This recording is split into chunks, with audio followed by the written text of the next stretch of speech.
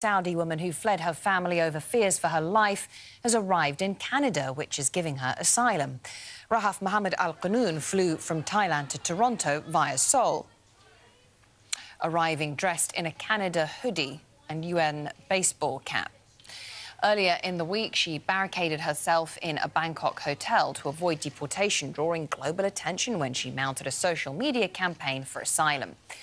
Well, Rahaf Al-Qunun's story has emboldened many Saudi women who've been tweeting under a hashtag translating as Saudi women demand to overthrow the government.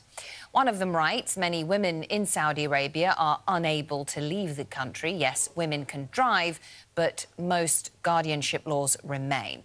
And this was feminist campaigner Mona Al-Tahawi who campaigned for Rahaf and translated her tweets into English. Rahaf Mohammed Al-Qunun, mark my words, is going to start a revolution in Saudi Arabia. Go on social media now and watch the accounts of so many young Saudis saying, Rahaf, you have shown us that we can do this.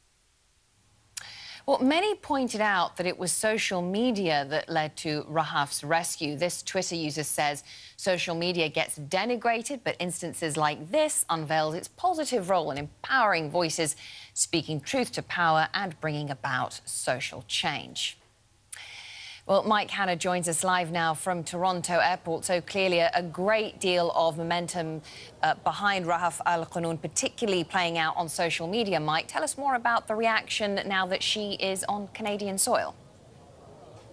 Well, you can't really see it, but early on in the day when she arrived, shortly after 9 o'clock local time, there was a massive media scrum here, the size reflective of the massive public interest that there has been in this ongoing story.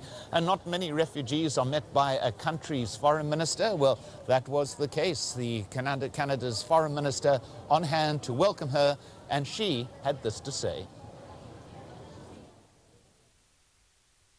Canada was glad that we were able to act quickly and to offer refuge to a refugee at the request of UNHCR and to offer refuge to a person whose life was in danger.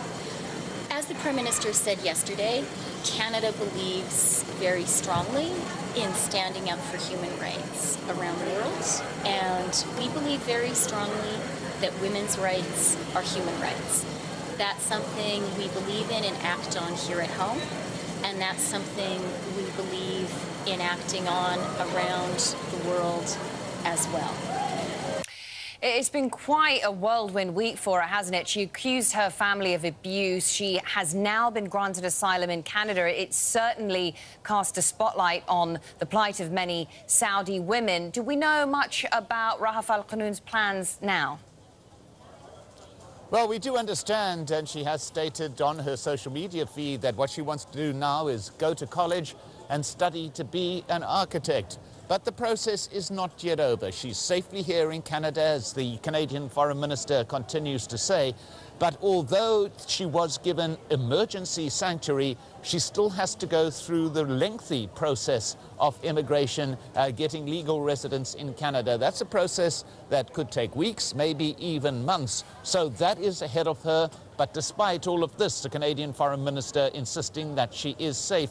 And very important to note, too, a statement from the Canadian Foreign Minister that the idea that some decision would be taken at the risk of human rights, that diplomatic relations with Saudi Arabia may be threatened by this decision to give sanctuary, that doesn't matter as far as Canada is concerned. The Foreign Minister making very clear that the protection of human rights is far more important than any diplomatic deal or indeed any trade deal. A very sharp, if not subtle, message being passed across the border to the United States. Thank you very much with all the latest there from Toronto. Mike Hanna.